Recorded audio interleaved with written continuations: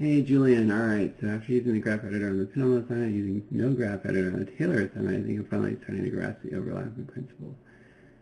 I shouldn't have been applying it, isn't yeah, exactly, that is for sure.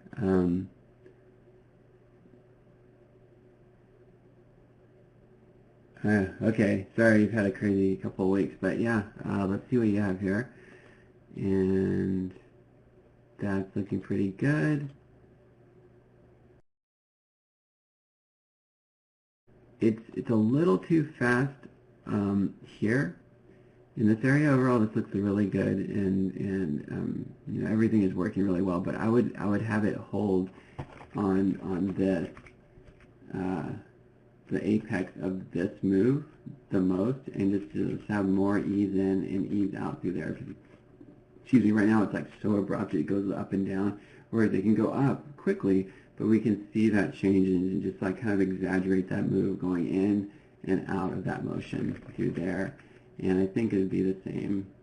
You know, the second swing actually has a little bit more nice, a little nicer of the ease in and ease out. So I think if you just balance that out a little bit more, that's where we would feel it.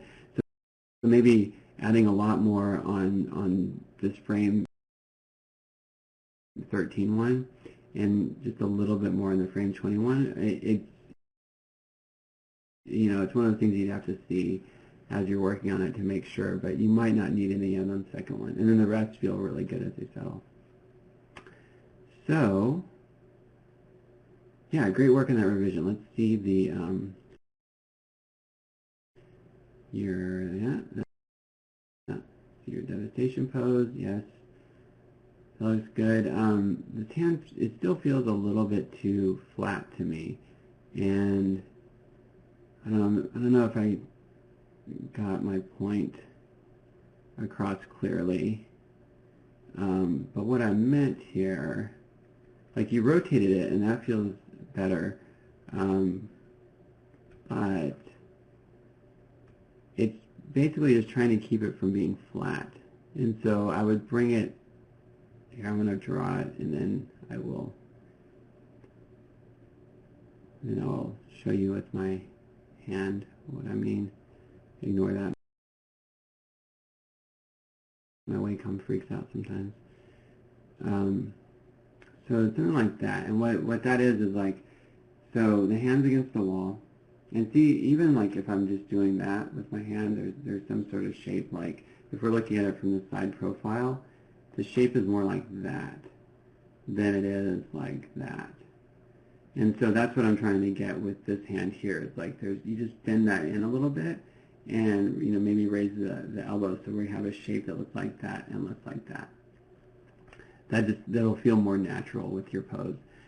And then yeah, everything else looks really good, like really nice natural balance there on that, and yeah, everything else works really well. So it's a really nice pose. Let's see your Taylor assignment now. First pass here. Okay. All right.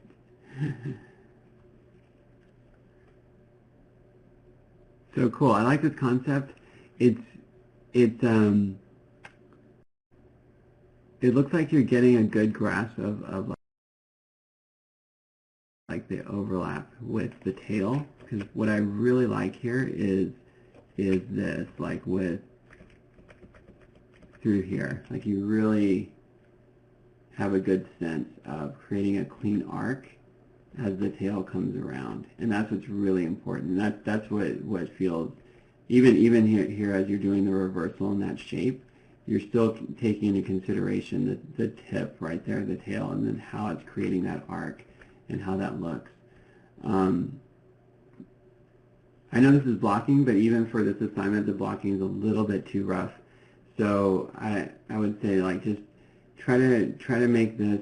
Anytime you have more than 1 week for an assignment, I would say just like try to put a little bit more into it. I know you just told me that you had a lot going on, but just for future reference, like that's something to take into consideration. And mainly, what we would want in blocking here is to make sure that the ball itself is like pretty finalized because it's such a simplified form and such a simplified shape. That's something that even like as it goes out through here, and then this is the part where I feel like it's really rough as it goes across. And I like this idea of your character like really going quickly across, but that timing and spacing here, you see how it slows down so much, and then you know, that spacing is just like really abrupt. So we get, when we play it back, we see this like really shaky and jittery thing there. So let's go over that. The way it begins is really nice.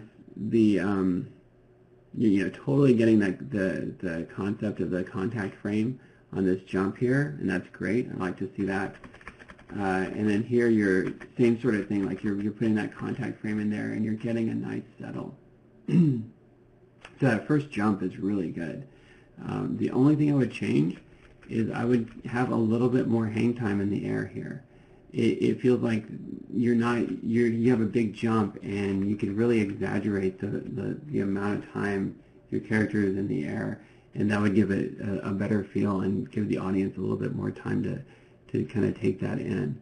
But right now, it's almost like that jump is a little bit too even because it goes up and down so quickly. But if you have it go up quickly, hang in the air, we can kind of think of, we don't want to go too cartoony with it. Like, we don't want it to just like be suspended in the air and come back down.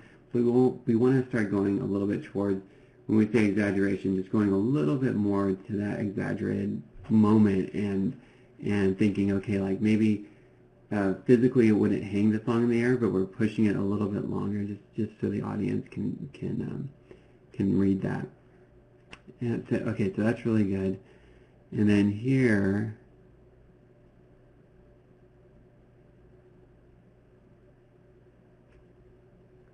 this is another thing where I feel like this would be a good moment because it feels like your character is they're like startled, and we see that startle here in this jump, and so maybe there would be just like a little bit more anticipation here, like stretch up before you go down, and let's see that timing here. It feels very abrupt. Yeah, so really play on that timing too. Like it goes up before it goes down. Maybe stays in squash a little bit longer. Now it doesn't have to be in that same frame, but it squashes down over time a little bit longer, and then goes into the air. And as it goes into the air, watch this arc because it's really abrupt. It basically just goes up and back down. And this is another moment where I feel even more so like we could get into the realm of cartooniness with this to really get that like starting up and like that the legs kicking sort of thing. And how we could sell that is like have your character suspended in the air, not completely stopped, but we really play on that exaggeration of your character. You know, if we're looking at the ease in and ease out, like it's really exaggerated at that apex. And then we do it with the tail. We get like a little bit of a back and forth with the tail. So it's like going up and doing that as it goes up and then goes back down. And then here, this is where I feel like what you can do here is like really play with this shape.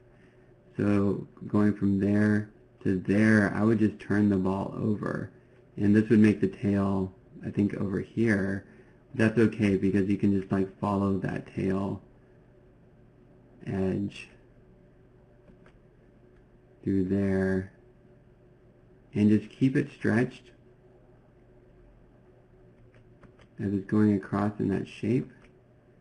Now the spacing I know isn't correct, so I shouldn't be.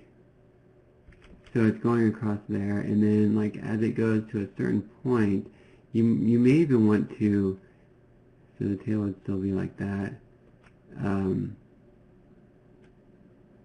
Have it land like this with that tail out.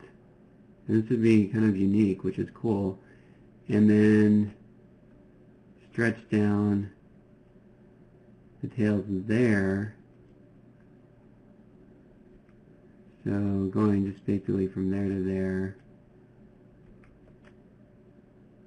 And then from here, we're starting to stretch up again, and that tail is still like that. So basically you're playing off that shape, going through there and then coming off of the ground there. So it's almost like it's bouncing on the side, but because it's such a quick move, it's okay to have that shape elongated and make it really feel like your character is scrambling to get out. So overall, good start. I would say for a first start, like there's still a lot of roughness, especially in that last part there. But you're definitely understanding the concepts here. It's a matter of putting that all together. Okay, so good stuff, Julian. Let me know if you have any questions. All right, thanks.